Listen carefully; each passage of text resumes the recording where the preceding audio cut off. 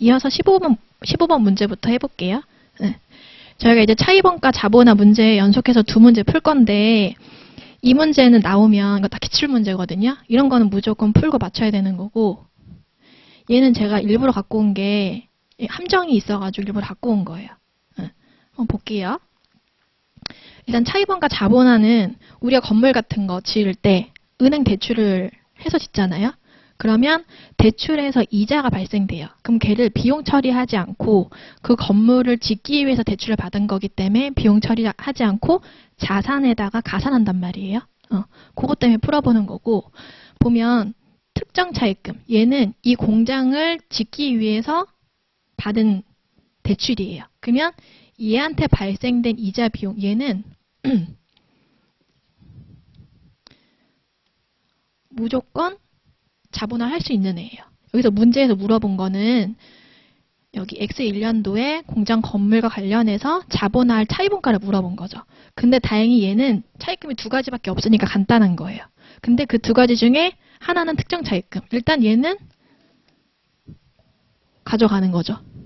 그럼 우리는 일반 차입금에 대한 자본화할 차입원가만 계산하면 돼요. 볼게요. 우리는 지금 32만 원을 썼어요. 공장 건물에다가.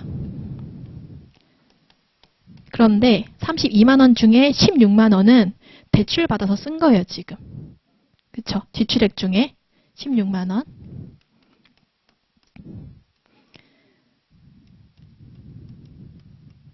그쵸? 그러면 여기다가 일반 차입금에 대한 자본화 이자율을 곱해주면 지금 일반 차입금에서 나온 이자 비용은 12,000원이지만 우리가 볼 때 저 10만 원을 여기 공장에 썼는지 딴 데 썼는지 알 길이 없잖아요. 그쵸?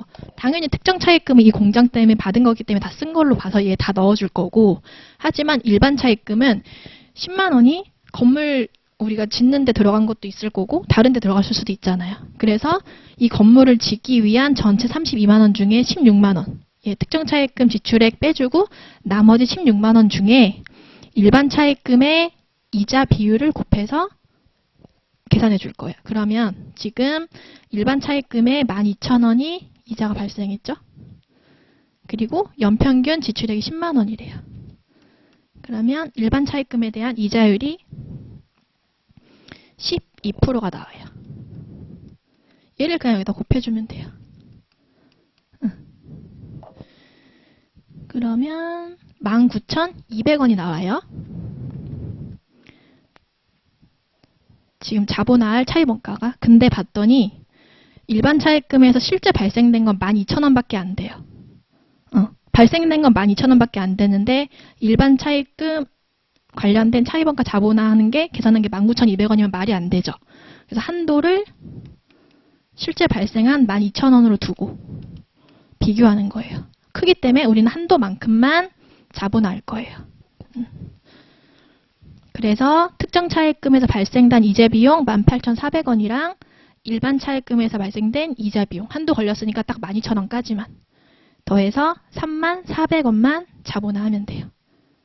얘는 왜 더 쉽냐면 날짜도 안 주어졌어.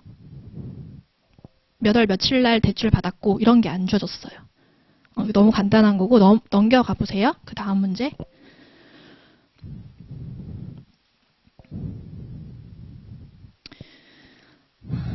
얘는 지금 공사 날짜도 주어졌고 대출일자가 다 다르죠. 얘는 제가 설명만 그냥 간단히 해드릴게요. 이거는 나중에 기출 나와도 안 풀고 넘어가는 게 좋을 것 같아. 뭐가 함정이냐면 지금 공사 시작일은 5월 1일이에요. 근데 여기 보세요. X6년도 2월 1일 날 그 건물 공사랑 관련해서 120만 원을 빌렸대요. 여기서 이게 함정이에요. 돈은 2월 달에 빌리고 공사는 그 다음에 들어갔어요. 그러면 얘만 한번 해볼게요. 120만 원을 빌렸죠? 그러면 얘를 연평균 지출액으로 해야 되는데 12개월 중에 2월 달에 빌렸으니까 11개월로 해주면 거기서 틀린 거예요. 왜냐면 공사가 5월부터 시작됐기 때문에 5월부터 계산해 줘야 돼요.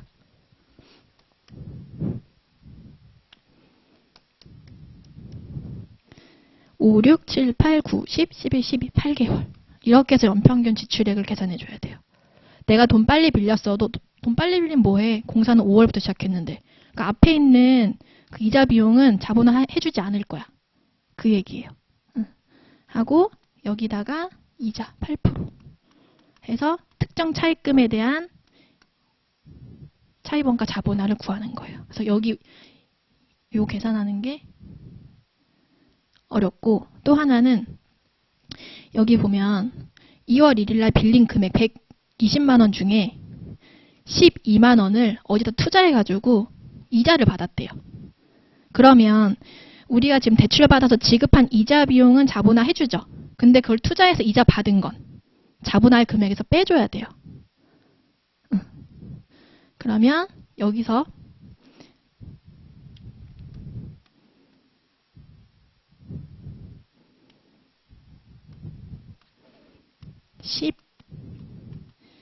12만 원을 투자했죠. 몇 개월 동안? 4월부터. 그런데 우리는 5월부터 시작했기 때문에 4월로 하면 안 되고 5월부터 해줘야 돼요. 5, 6, 7, 8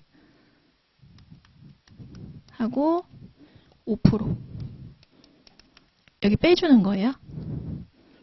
투자해서 우리가 이자 받았으니까 그것만큼만 특정 차입금에 대한 자본화하는 차입원가. 그 다음에는 이제 뭐 크게 다른 게 없어요. 여기서는 여기 공사 착공일이랑 실제 차입한 요 날짜가 더 빨라서, 그리고 지금 우리가 차입한 금액 중에 어디 투자해서 투자 수익이 나면 걔는 자본화할 차입원가에서 빼주는 거. 요것만 짚으려고 일단 문제 갖고 왔거든요. 이건 한번 나중에 궁금하시면 천천히 한번 풀어보세요. 여기요. 17번 갈게요.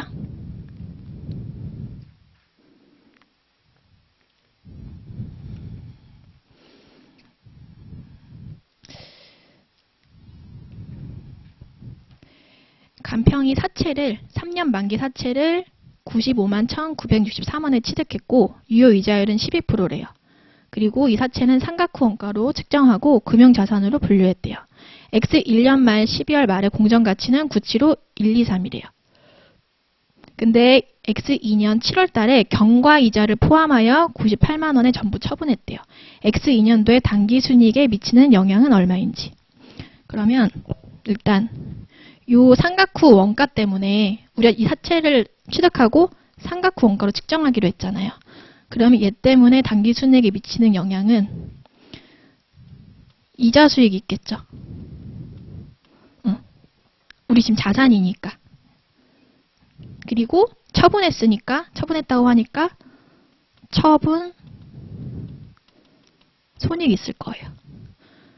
그리고 공정가치를 주어졌지만 우리는 상각 후 원가로 측정하기로 했기 때문에 공정가치로 평가 안 하죠. 평가 손익은 발생하지 않아요. 그러면 우리는 X 1년 7월에 발생하는 이자 수익이랑 처분 손익만 구해보면 될 것 같아요. 그러면 X 1년 말의 장부금액부터 먼저 우리가 951, 96, 3원에 취득했대요. 유효이자율은 12%.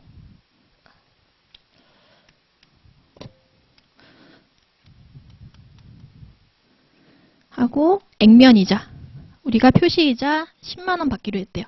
100만 원에 10%.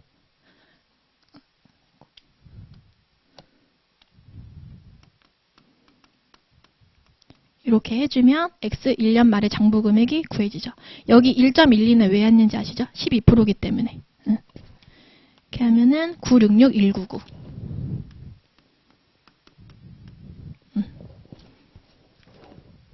그리고 X 2년 7월 31일에 장부금액도 구해볼게요.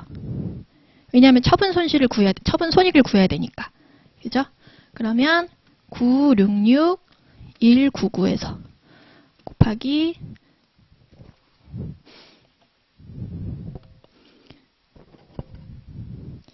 12% 하고 7개월 동안 갖고 있었죠? 그게 67634. 죄송해요.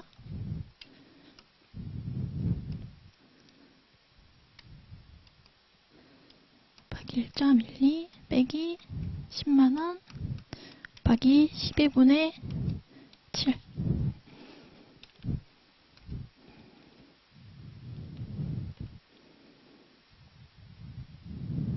966 199 곱하기 1.12 982 142.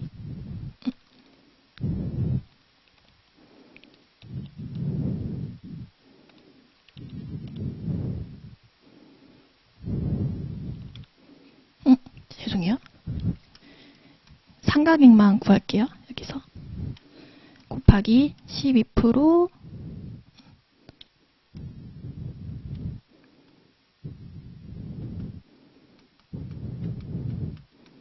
이렇게 하는 게 편할 것 같아요. 나온 금액을 더해주면 되거든요. 966 199 곱하기 0.12 빼기 10만원. 그러면 X 2년도 전체의 상가액은 25943. 7개월만 계산해야 되니까 하면 9300 966199 하면 975499. 요게 7월 31일의 장부 금액이에요. 근데 우리가 요거를 98만원에 처분했는데 이 처분가액에는 이자가 이미 들어가 있어요. 그쵸? 이자 비용을 이자 수익을 빼줘야 돼요. 우리가 1년에 10만원씩 이자 받기로 했죠. 액면 이자 10만원. 근데 우리가 7개월 동안 보였으니까 7개월만큼만 이자 받아야 돼요. 그래서 10만원 중에 7개월 것만 하면 그게 58,333원이에요. 그럼 여기서 98만원 중에 우리가 7개월에 해당하는 이자 지금 58333. 얘는 빼줘요.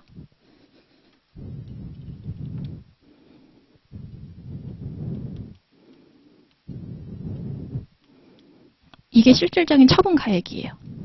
지금 얘는 어떻게 나온 거냐면 우리가 1년에 10만원씩 이자 받기로 했잖아요. 그쵸? 근데 우리가 7개월만 보유했으니까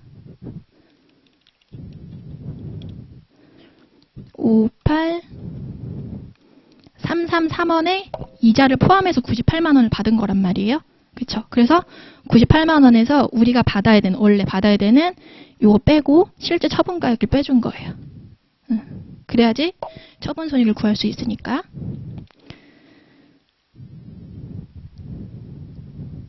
그러면 91677.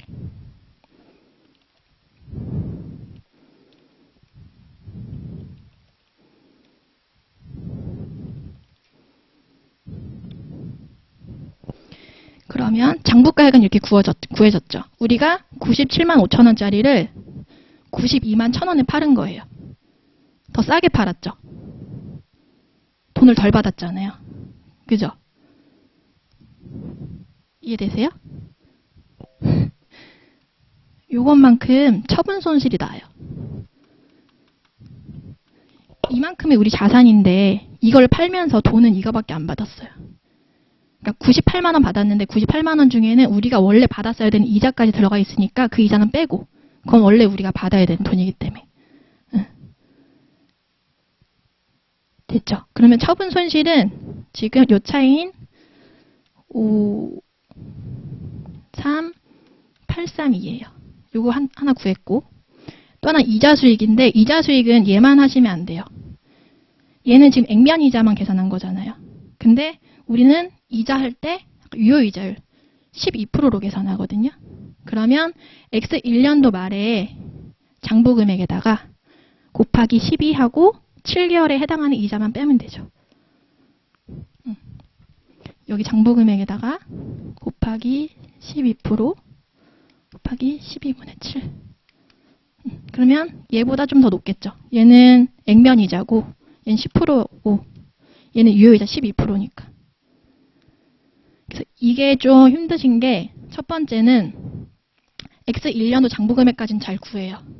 근데 이게 7월 31일 장부 금액 구하는 게 좀 어렵죠. 요대로 하면 헷갈릴 것 같고, 그래서 제가 아까 하다가 지운 게 장부 금액에다가 유효이자를 하고 액면이자 빼세요.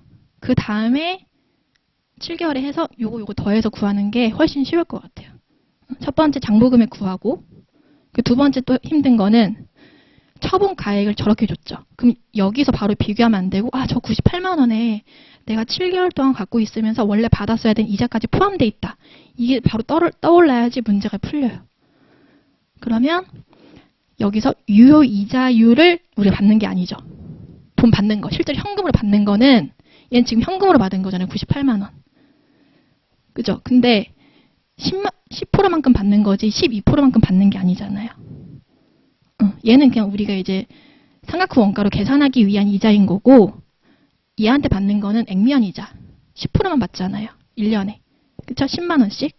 그러면 10만 원 1년 동안 10만 원 받기로 했는데 7개월만 내가 갖고 있었으니까 10만 원 중에 7개월에 해당하는 것만 처분가액 포함해서 받은 거예요.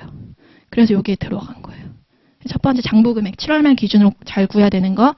두 번째는 처분가액에서 액면이자를 7개월만 구해서 빼가지고 실질적인 처분가액을 구해서 비교하는 거. 그리고 회사에서 인식하는 이자 수익은 유효 이자율로 계산해야 되는 거. 이제 헷갈려요, 이 문제가. 그래서 만약에 이 문제가 나왔다. 읽었는데 모르겠다. 그럼 얘는 일단 패스하고. 아셨죠? 걔도 좋은 문제 같아요. 왜냐면 여러 가지를 생각할 수 있게 해주니까. 넘기셔서 전환사채. 전환사채는 회사에서 사채 발행해주고 나중에 주식으로 전환될 수 있는 사채잖아요. 그쵸? X 1년도에 전환사채를 액면 발행했대요. 100만 원에 발행했대요.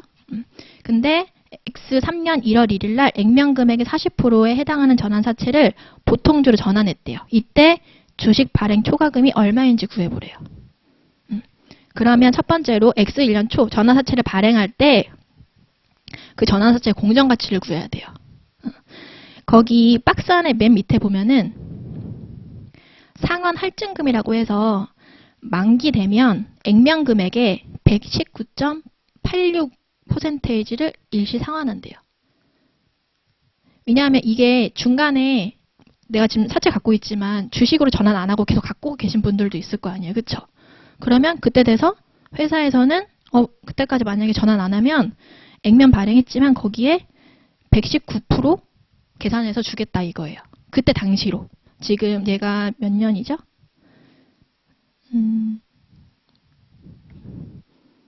3년 뒤에. 전환사채로 전환하지 않으면 3년 뒤에 내가 너한테 119만 원 줄게. 그때. 근데 지금은 119만 원 현재 가치로 땡겨와야 되잖아요. 공정가치로. 그죠? 그래가지고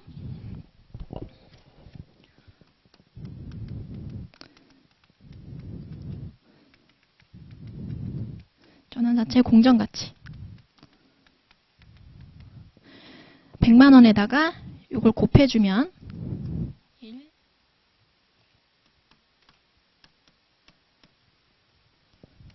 3년짜리였죠.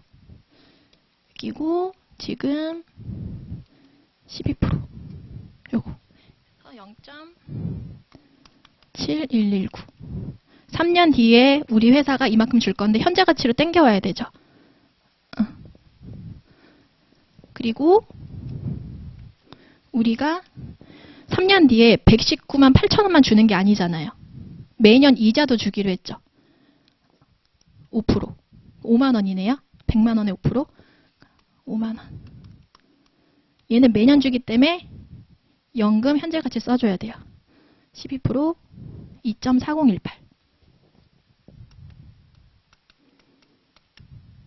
이렇게 하면 X 1년 초에 전환사채 공정가치가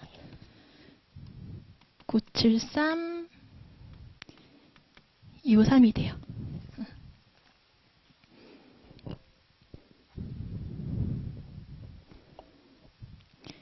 지금 현재 가치가 973253인데 우리는 지금 사채 발행하면서 얼마 돈 받았게요? 회사에서? 아까 여기서 액면 발행했다고 했어요. 발행가액이 회사로 들어오는 돈이거든요. 액면가가 얼마예요? 100만 원. 액면 발행했다고 하니까 이 회사는 전환사채 발행하면서 100만 원을 받은 거예요. 근데 우리가 약속한 거는 너가 전환사채로 전환하지 않으면 3년 뒤에 내가 너한테 119만 8,600원 줄 거야. 그리고 매년 5만 원씩 줄 거야. 미래, 그죠? 그거를 지금 현재 가치로 땡겨왔더니 이렇게 된 거예요. 요거. 근데 돈은 100만 원 받았어. 그럼 돈 주는 사람 입장에서 생각해 보세요. 지금 내가 100만 원 줬는데 지금 공정가치는 97만 3천 원밖에 안 되네? 돈을 더 준 거죠. 지금 시가보다 내가 돈을 더 주고 사채를 산 거잖아요. 사채를 산 입장으로. 왜 돈을 더 줬을까요? 나중에 주식으로 전환할 수 있잖아요. 그거에 대한 대가 때문에 더 준 거예요. 그래서 이 차이는 전환권 대가가 돼요.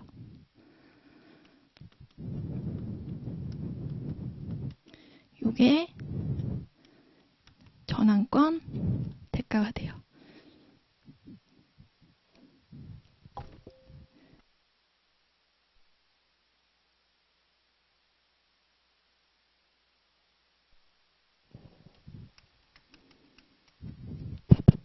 요거 이해되세요? 전환권 대가?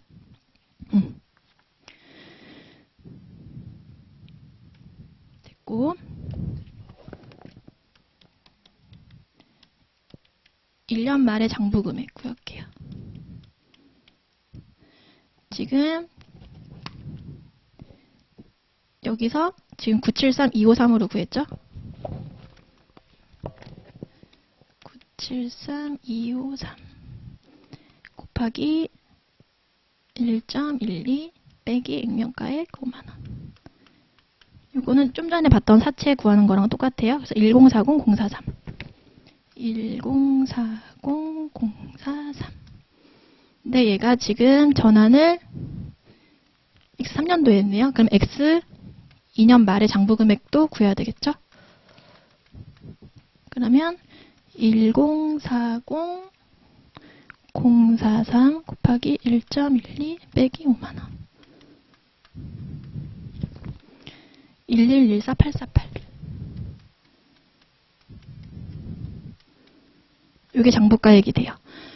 X 3년 1월 1일이랑 X 2년 12월 31일이랑 똑같죠? 그러면 이 중에 40%만큼만 전환했다는 거예요.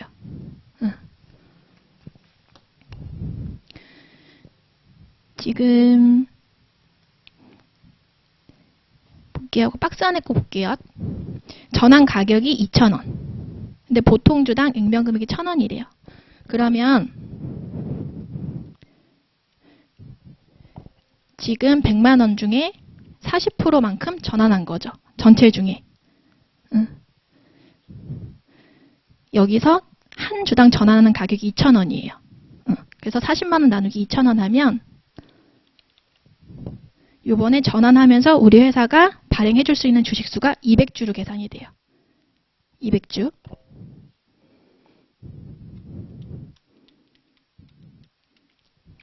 근데 한 주당 액면가액이 1,000원이래요.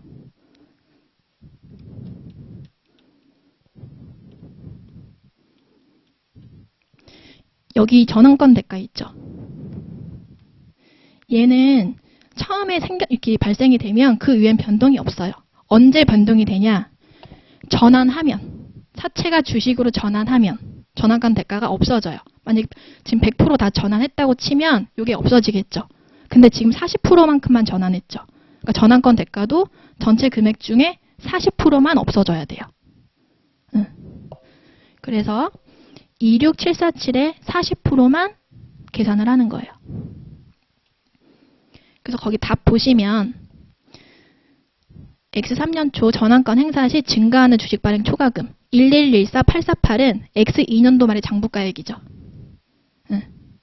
거기다가 우리가 지금 200주 발행했죠. 전환하면서 한 주당 액면가액 1,000원 이거 빼주고요. 그리고 전환권 대가도 없어져야 되죠. 전체 전환권 대가는 26747인데 우리는 40%만 전환했기 때문에 40%. 그 차액이 주발초가 되는 거예요.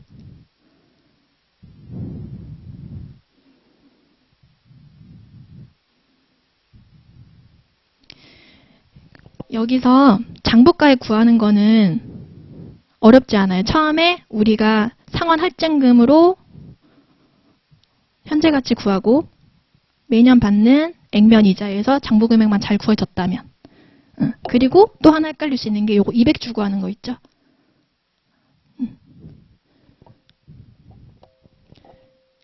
2,000원으로 나눠야 되는데 1,000원으로 나누면 계산이 완전 달라져요. 이거는 그렇게 막 어려운 문제는 아니거든요. 연습하면 풀 수 있어요. 시간은 조금 걸릴 수 있지만. 넘어가 볼게요. 이런 문제도 종종 나오죠. 뭐 회계처리 누락했을 때 재무제표에 미치는 영향으로. 그러면 이럴 때는 회계처리 누락한 게 뭐가 있는지 적어놓고 그 다음에 찾는 게 편해요. 볼게요. 간평은 보조금을 50만 원 받아서 건물을 취득했대요. 근데 뭐가 누락됐냐면 정부 보조금이랑 감가상각에 대한 회계처리가 누락됐대요. 이걸 한번 써볼게요. 올바른 회계처리였다 그러면 건물 100, 현금 100, 그리고 정부보조금 50만 원 받았으니까 현금 50, 그리고 정부보조금 50. 보통 정부보조금은 자산의 차감 계정으로 많이 보여져요. 취득시 X 1년 말에 회계처리. 감가상각은 내용연수 5년이고 잔존가치 없고 정액법이니까 20만 원씩 됐겠죠. 100만 원이 취득원가니까.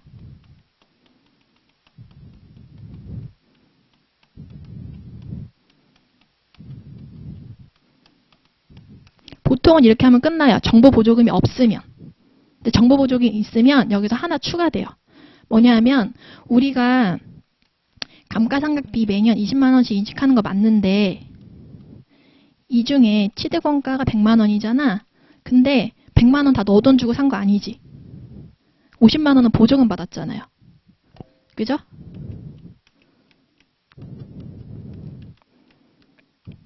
그래서 보조금에 해당하는 감가상각비는 없애줘야 돼요. 만약에 100% 내 돈 주고 샀으면 감가상각비 다 처리하는 게 맞지만 일부는 내가 보조금 받아서 취득한 거기 때문에 그거에 해당하는 거는 비용으로 들어가면 안 돼요. 그죠? 그래서 10만 원만큼 줄여줄 거예요.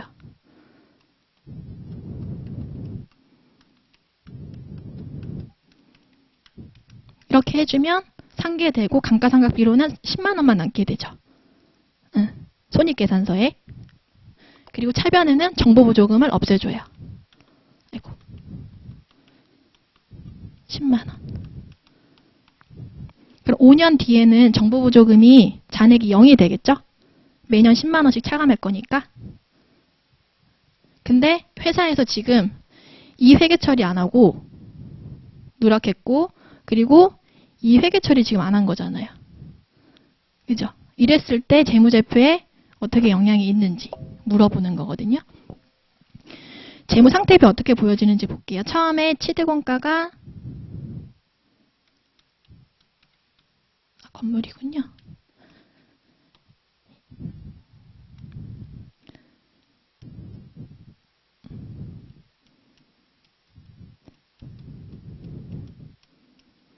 정부보조금이 있으면 여기에 이렇게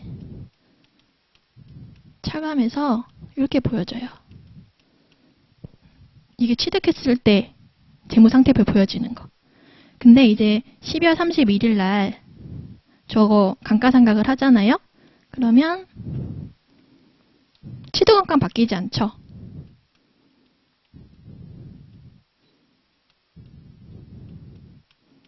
그리고 정부 보조금은 원래 50만 원 있었는데 10만 원 깎았잖아요. 그죠?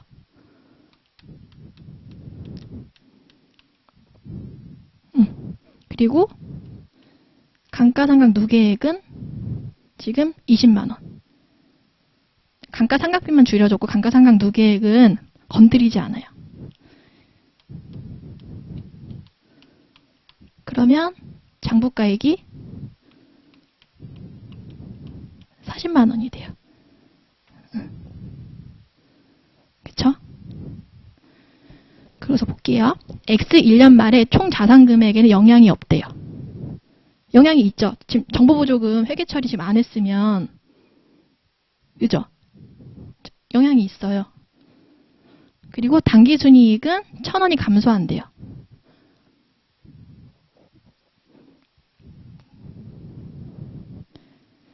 지금 반영하기 전에는 비용이 20만 원 들어갔죠. 감가상각비 20.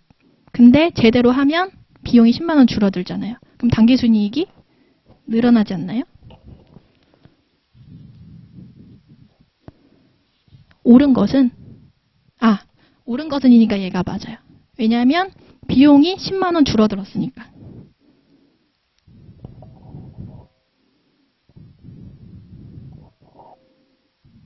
옳은 것은 감소, 당기순이 증가인데 잠시만요.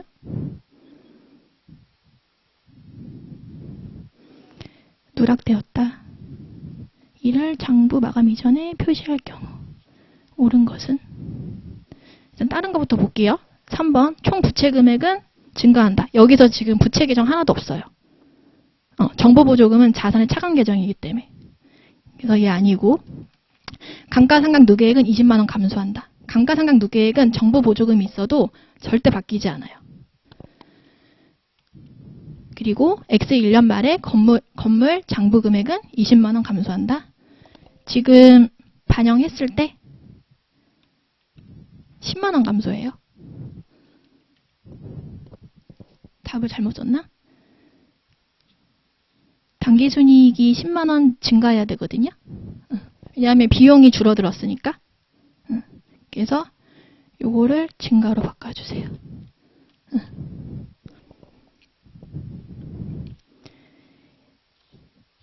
됐죠? 넘어가서요. 20번 문제요. 생물 자산에 관한 설명으로 옳지 않은 것은? 이거는 이제 4번만 볼게요. 다른 거 지문을 읽어보시고 순공정 가치로 측정하는 생물 자산과 관련된 정부 보조금에 다른 조건이 없는 경우는 수취할 수 있는 시점에 기타 포괄 손익으로 인식한다라고 되어 있는데 이건 단기 손익으로. 생물 자산이랑 관련해서는 거의 다 단기 손익으로 인식한다고 기억하시면 돼요. 넘어가셔서 아까 저희 매출 가격 환원법 봤는데 그때는 평균법으로 봤었고 이번에는 선의선출법이에요. 그리고 저가법. 선의선출법은 원가율 계산할 때 단기 매입액만 가지고 계산을 하고요. 저가 기준이 나오면 얘는 원가율을 낮게 계산해야 되기 때문에 원가율 계산할 때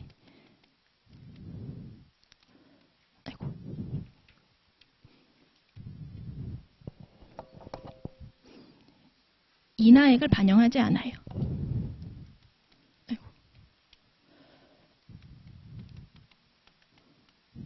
저가 기준은 비용은 많이 잡고 자산은 낮게 해야 되거든요. 지금 저희가 여기 매출가격 환원법 할 때 기말 재고 매가에다가 곱하기 원가율 곱해서 기말 재고금액 원가를 구하는 거잖아요. 근데 저가 기준이니까 얘를 낮게 산정해야 돼요. 그러면 얘를 낮게 산정하려면 얘는 변동이 없죠, 매가는. 얘를 조정해야 돼요. 그러면 원가율이 100%일 때랑 50%일 때랑 얘가 적게 나오려면 원가율이 낮아야 되죠. 만약에 기말재고 매가가 100만 원이에요. 근데 원가율 계산했더니 100%야. 그러면 기말재고 원가도 100만 원이죠. 그쵸? 근데 원가율이 계산했더니 50%예요. 그러면 기말재고 원가는 100만 원에 50%니까 50만 원이죠. 근데 저가 기준이면 우리는 재고 자산을 낮게 해야 되니까 이 원가율을 낮게 하면 낮게 할수록 저가 기준에 적합한 거예요. 그래서 인하액을 고려하지 않는 거예요. 그것만 기억하시면 돼요. 볼게요. 평균 원가율.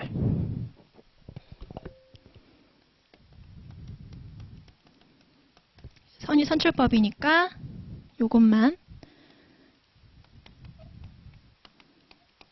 하고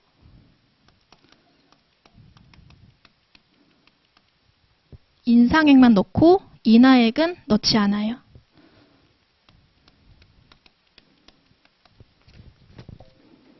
그러면 원가율이 80%가 돼요. 만약에 평균법이었으면 인하액까지 다 반영하겠지만 저가 기준이 아니라면 다 반영하겠지만 저가 기준이기 때문에 인상액만 넣고 인하액은 반영하지 않아요. 그래야지 원가율이 낮게 되니까. 그리고 기말 재고 매가.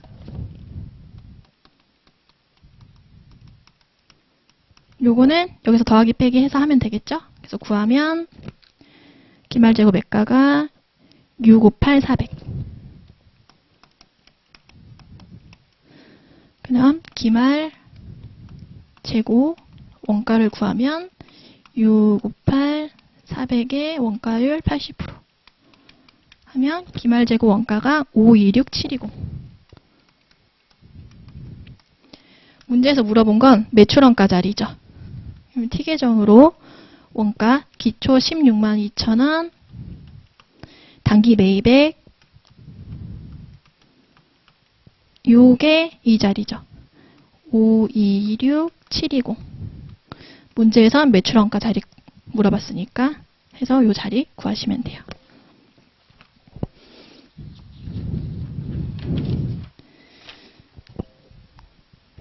넘어가서요. 22번이요.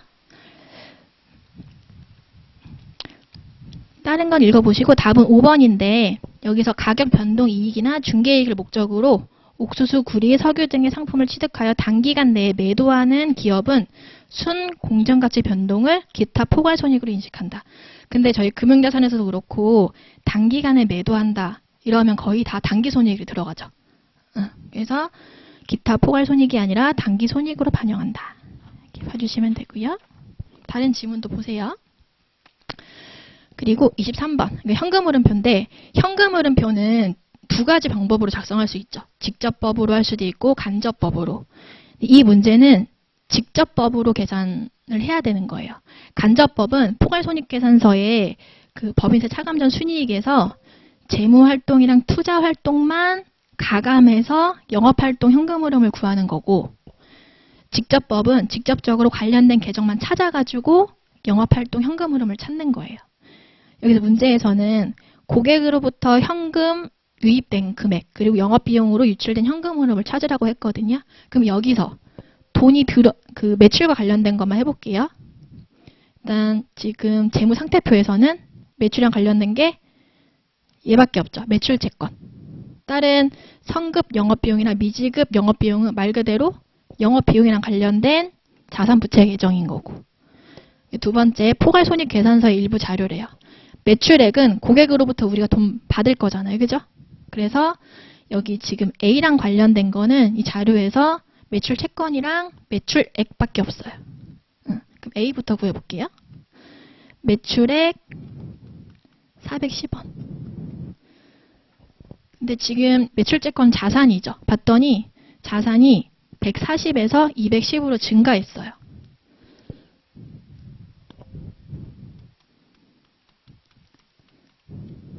저는 요거 할 때 쉽게 그냥 이렇게 설명해 드려요. 자산이 증가했어. 그러면 우리 회사에서는 돈이 나갔을까요? 들어왔을까요? 자산을 취득하기 위해서 우리 돈이 나갔지 않았을까요? 현금이? 그쵸? 그래서 여기서 그냥 70을 빼줘요. 자산이 증가했어? 그러면 우리가 돈이 나갔겠네. 그래서 빼줘요. 이렇게 하면 고객으로부터 유입된 현금 흐름은 340이 돼요. 자, 그럼 B. 영업비용. 얘는 비용이니까 마이너스부터 시작하죠. 그럼 여기 해볼게요. 성급 영업비용. 비용인데 우리가 먼저 줬어. 그럼 우리 회사에서는 자산 개념이에요. 그죠? 근데 자산이 지금 15만큼 감소했어요. 예. 그럼 좀 전에 생각했던 거랑 똑같지. 자산이 15 감소했어? 자산은 15 팔아서 현금이 들어왔겠네. 그냥 이렇게 생각하면 더 편해요. 그죠? 그래서 더해줘요. 두 번째, 미지급 영업비용. 미지급 영업비용 부채죠. 부채가 20 늘었죠. 우리 대출 받으면 현금 생겨야 안 생겨요? 현금이 생기죠. 그러니까 부채가 증가하면 현금이 늘었다고 보시면 돼요. 더하기 20. 이렇게 하면 현금 유출이 115. 고객으로부터 들어온 거는 340. 그리고 영업비용으로 유출된 현금으로는 115. 됐죠? 그래서 항상 시작은 직접법을 할 때 시작은 포괄손익계산서에 매출액이랑 영업비용으로부터 하고 그 다음에 자산에 가감하는 거는 자산이 늘었어? 그럼 내가 현금을 줬겠네? 마이너스. 부채가 늘었어? 그러면 그만큼 돈 들어왔겠네. 대출 생각하시면 편하잖아요. 그죠? 만약 부채가 감소했어요. 그러면 현금이 줄어들었겠죠. 대출을 갚기 위해서 우리 돈을 썼을 거 아니에요. 그런 식으로 생각하면 요거는 금방 간단하게 더하기 빼기 할 수 있어요. 그래서 요거는 1분 이내 컷이다. 이런 거 나오면 무조건 풀어야 되는 거죠. 그죠? 넘어갈게요. 24번이요. 주식 기준 보상 문제인데 X1년 초에 종업원한테 100명한테 현금 결제형 주가 차액 보상권을 부여했어요. 그리고 2년 동안 너가 일을 하는 조건으로 중간에 그만두면 이 사람들은 이런 혜택을 못 받죠. 근데 X2년 1년도에 6,000원, X2년도에 6,500원을 주식 보상 비용으로 인식했대요. X1년 초부터 X2년 말까지 30명이 퇴사를 했대요. 그러면 우리는 원래 100명한테 부여해줬는데 30명 퇴사했으니까 70명에 대한 주식 보상 비용만 인식하면 돼요. X2년 말에 10명이 70명 중에 10명이 권리를 행사했대요. 이건 뭐냐면 그때 당시에 그 주가에 대한 시가만큼 현금으로 주는 거예요. 근데 70명 중에 저 이제 현금으로 받을래요 행사한 애가 10명밖에 없는 거예요. 60명은 아직 갖고 있어. 아직 자기 권리를 행사하지 않은 거예요. 그리고 권리를 행사했고 거기에 들어있는 내재 가치는 10이래요. 볼게요. 우리가 처음에 X1년도에 부여했잖아요. 그러면 그때 지금 이게 2년이니까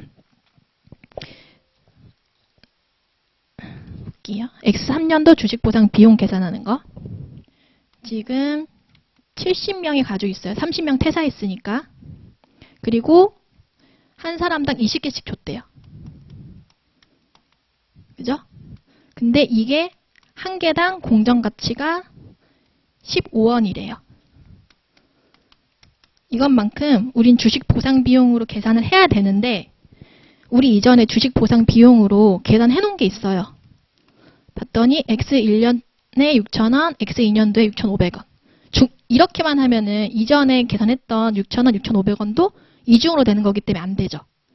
그래서 얘를 빼줘야 돼요. 12,500원. 그러면 X3년에 인식할 주식 보상 비용이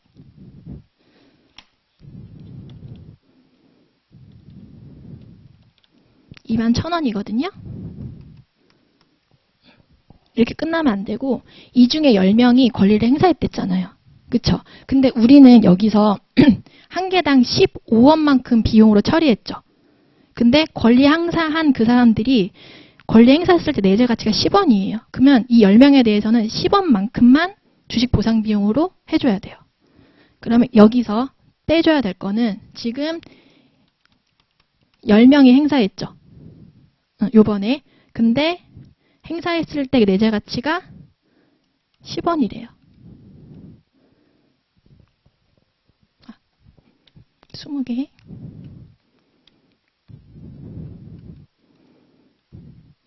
20개인데 지금 내재 가치가 10원이죠.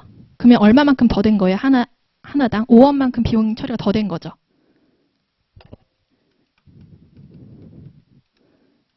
이렇게 해서 X3년도 말에 주식 보상 비용을 반영을 해야 돼요.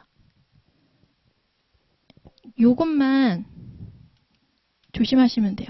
권리 행사했을 때 요 차이만큼 빼줘야 되는 거. 만약에 저 사람들이 10명의 권리 행사 안 했다. 그럼 여기서 이제 끝나는 건데 행사했기 때문에 행사한 사람들에 대해선 내재 가치만큼만 비용 처리해야 돼요. 그래서 5원 차이 나는 건 빼줘야 돼요. 지금 이전에는 한 개당 15원만큼 계산됐기 때문에. 넘어갈게요. 이거는 나오면 시간이 좀 오래 걸리거든요.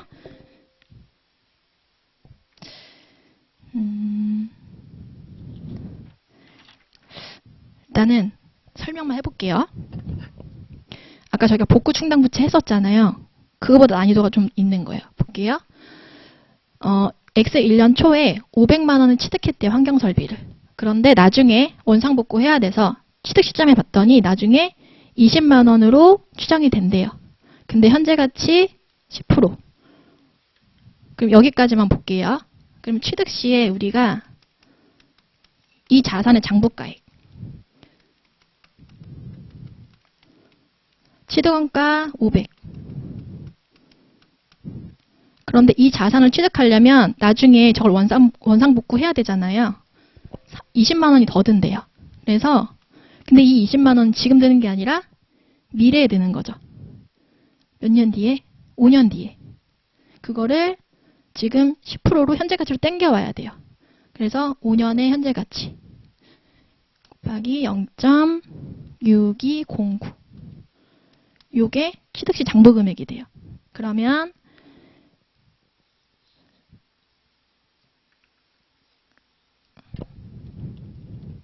124180 500만 원에 5124,180 이렇게 되거든요. 회계 처리해보면 그냥 뭐 기계장치로 넣을게요. 취득가액은 했죠. 5124,180 현금으로는 500만 원만 나갔어요. 왜냐하면 여기 복구에 대한 비용은 5년 뒤에 나가니까 지금 20만 원 나간 게 아니에요. 그리고 미래에 우리가 돈 나갈 거를 미리 지금 잡아놓은 거죠. 복구 충당 부채. 그게 124180. 이게 취득 시에 회계 처리가 돼요. 그러면 저희가 감가상각 할 때는 복구 충당 부채 20만 원을 현재 가치로 해서 구한 요걸 가지고 감가상각을 하고요. 그리고 복구 충당 부채는 매년 이 124180이 5년 뒤에는 20만 원이 돼야 돼요. 그러면 X 1년 말에 회계 처리 한번 해보면 감가상각 5124,180 하면 감가상각이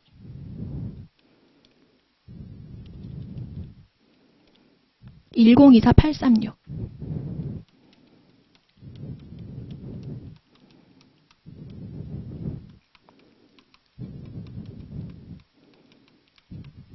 이것만 하면 안 되고 얘는 복구 충당 부채가 있기 때문에 이자 비용도 인식해줘야 돼요.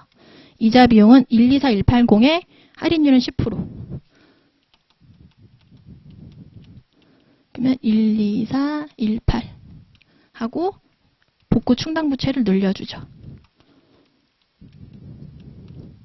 이렇게 매년 늘려주면서 5년 뒤엔 얘가 20만 원이 되어 있는 거예요.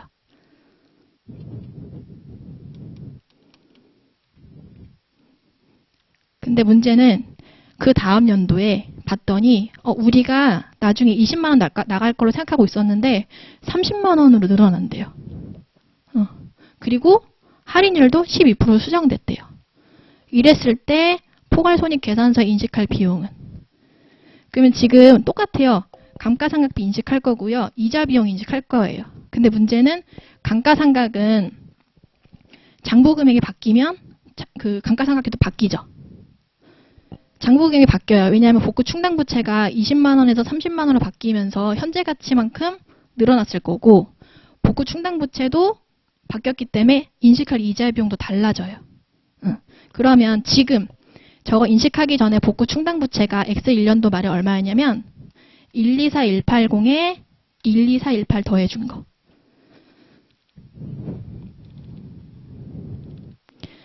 124180, 12418. 그러면 지금 현재는 복구 충당 부채의 장부가액이 136598이거든요.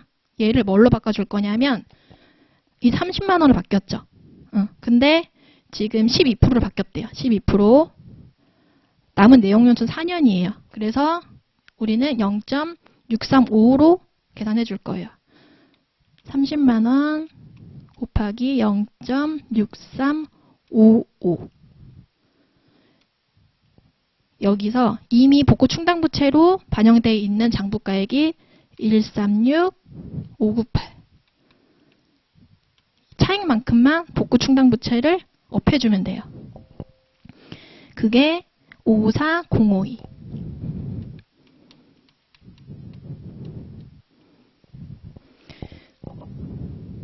그러면 장부가액이 지금 처음에 5124180에서 감가상각 요거 빼고 그리고 요번에 늘어난 복구 충당 부채 더하면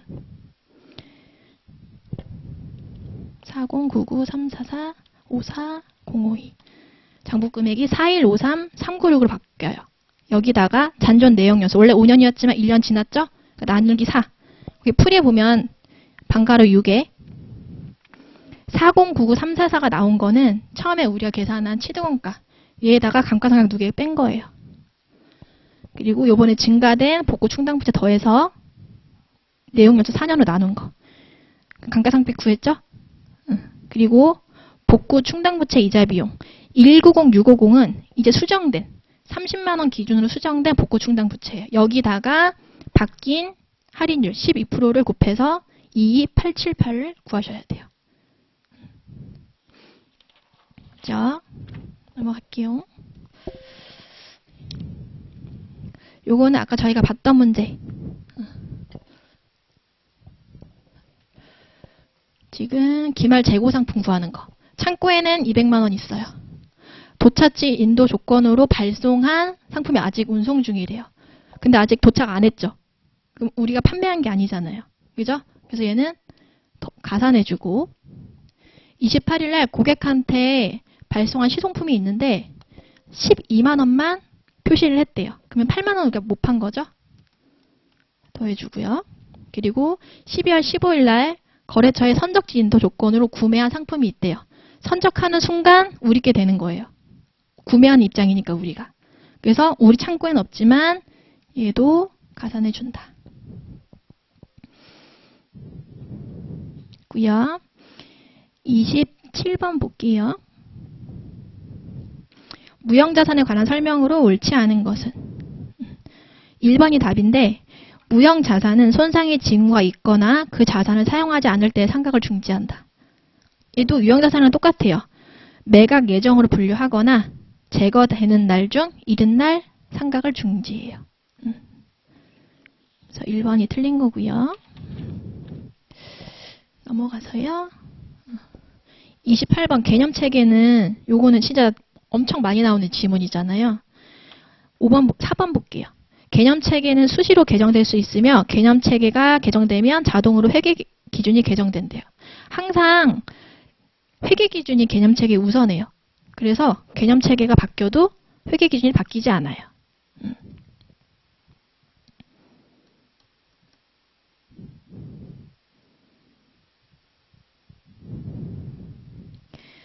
그리고 29번 충당부채, 우발부채, 우발자산에 대한 설명인데 옳지 않은 것은 5번 볼게요. 되게 자주 나오는 지문이에요. 충당부채는 충당부채의 법인세 효과와 그 변동을 고려하여 세후금액으로 측정한다. 세전이에요.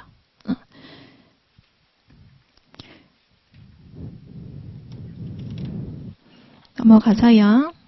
30번이요. 무형자산의 회계 처리에 관한 설명으로 옳지 않은 것은 거기 4번이 답이거든요. 이거는 좀 왜 그 지문 문제는 되게 치사하게 내는 거 아시죠?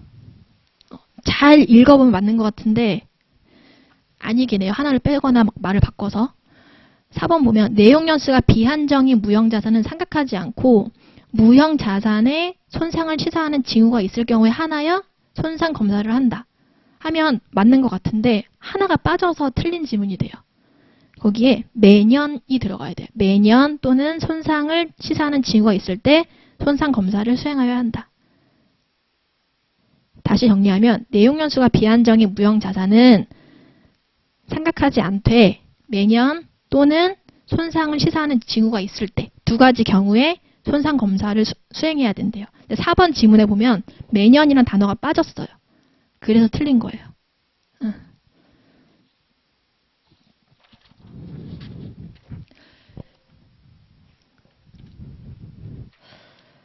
됐고요.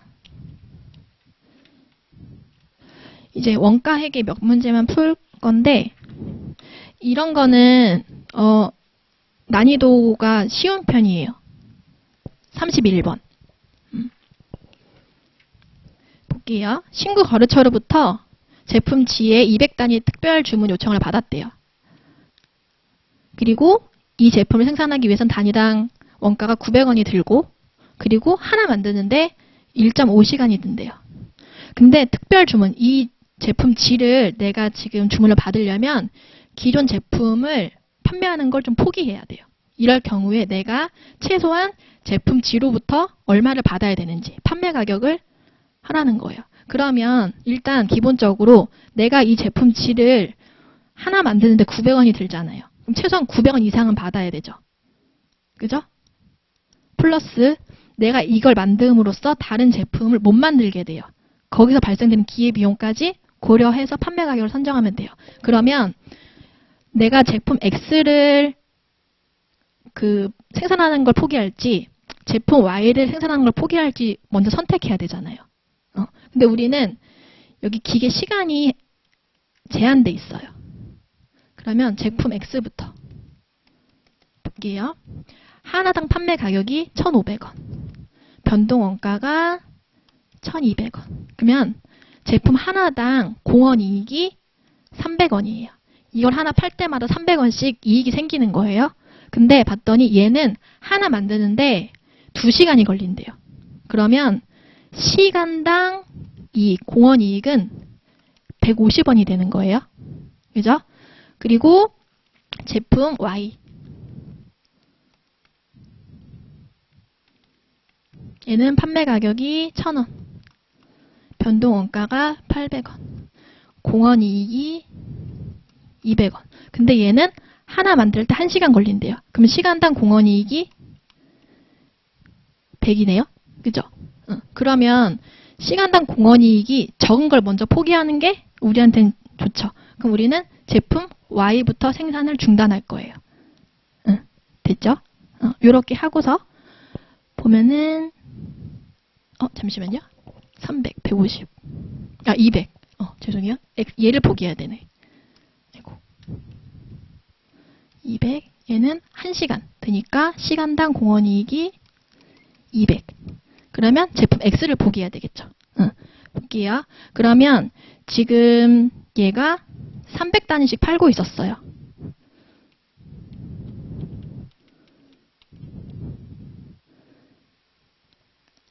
잠시만요. 일단 G를 저 만들기 위해서 몇 시간이 들어갔는지 먼저 봐야 돼요. 200단위 만들고 하나당 1.5시간이 들어간대요. 이것만큼 우리가 기계 시간을 못 쓰니까 하면 300시간. 300시간을 써야 돼요. 봤더니 지금 제품 X에서 300시간만큼 빼야 돼요. 그러면 제품 X의 시간당 공원 이익은 150원이죠. 이것만큼 우리 이익이 없어지는 거예요. 300 곱하기 150 하면 얘가 45,000원이에요. 이것만큼 우리한테 기회비용이 생기는 거예요. 이거를 제품 G 판매 가격에다가 올려줘야 되겠죠. 그러면 지금 아까 변동원가 하나당 이거에다가 더하기 우리 지금 기회비용 제품 X를 못 만들면서 포기하는 기회비용 45,000원. 근데 우리가 지금 주문받은 건 200개죠? 이렇게 해서 구하는 거예요. 그러면 1125.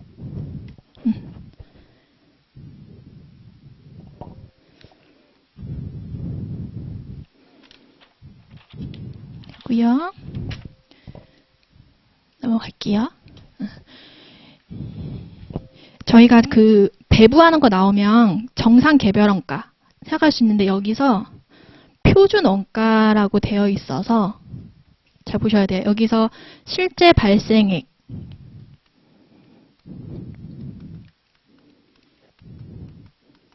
우리 지금 여기 찾는 거거든요. 근데 문제에서 문제 정리해보면 2만 원만큼 과소 배부했대요. 우리는 이 자리만 찾으면 돼요. 배부한 금액이 얼마인지. 봤더니 시간당 제조 간접비 지금 여기 나눠놨지만 문제에서는 그냥 제조 간접 원가 전체를 물어봤기 때문에 시간당 금액은 400원으로 보면 돼요. 그냥 정상원가 개별에서는 실제 노무 시간을 넣거든요. 실제 조업도. 근데 얘는 지금 표준 원가이기 때문에 실제 생산량에 허용된 표준 직접 시간 4,800시간을 넣어줘야 돼요. 그러면 배부된 게 192만 원이 돼요. 근데 과소 배부됐다는 건 실제 발생한 것보다 배부된 게 2만 원 적다는 거예요. 그러면 실제가 얼마길래 2만 원이 과소 배부됐을까요? 실제가 194만 원이라는 거죠. 발생된 거 194만 원인데 배부한 게 2만 원이니까 2만 원 과소 배부됐다고 자료 주어진 거예요. 그래서 여기서 실수할 수 있는 건 이게 표준원가 계산 제도 하에서 계산하는 거기 때문에 실제 조업도가 아니라 표준 직접 노무 시간을 곱해줘야 되는 거. 그것만 주의하시면 돼요. 그리고 이제 두 문제 남았네요. 33번 볼게요. 종합원가 계산. 여기서 기말 제공품 원가. 기초가 300개. 그리고 단기 완성품 수량이 800개. 기말 제공품 단위가 200개. 근데 완성도는 50%. 그러면 지금 얘는 평균법을 하고 있기 때문에 여기 지금 기초는 아예 고려하지 않아도 돼요. 올해 투입된 게 올해 다 완성됐다고 보니까. 그리고 기말은 완성도가 50%니까 100개. 그래서 완성품 한상량은 900개. 그리고 평균법은 기초 제공품이랑 단기 투입 원가 다 합쳐가지고 단위당 원가를 계산해요. 그러면 42,000원 더하기 3,000원 하면 45,000원. 그러면 단위당 원가, 완성품 한상량 단위당 원가는 45,000원 나누기 900 하면 단위당 완성품 환산량 금액은 50원. 네, 문제에서는 기말 제공품 원가를 물어봤잖아요. 우리 기말 제공품 완성품 환상량 구했잖아요. 100개 곱하기 50원 하면 5,000원. 됐죠? 이렇게 해서 3번. 이렇게 나오면 너무 땡큐죠? 너무 쉬워서. 그리고 얘는 그냥 티계정으로 하면 금방 풀 수 있어요. 자리 찾는 거라서. 큰 티계정으로 구하셔도 되고 저는 그냥 두 개로 할게요. 제공품, 제품. 자리에 넣어주면 돼요. 우리는 여기 매출원가 자리 구하는 거예요. 기초 제공품 6만원. 기말 제공품 3만원. 직접 재료원가. 얘는 제공품의 요 자리죠. 직접 재료비가 45,000원. 제조 간접비 26,000원. 기초 제품 45,000원. 기말 제품 6만원. 직접 노무 원가 35,000원. 그러면 차변의 합계에다가 3만원 빼면 단기 완성품 원가가 나오죠. 요게 요 자리. 요게 82,000원이 될 거예요. 그러면 127,000원. 대차 평균은 항상 일치하니까 127,000원. 여기서 6만원 빼면 매출 원가가 구해지죠.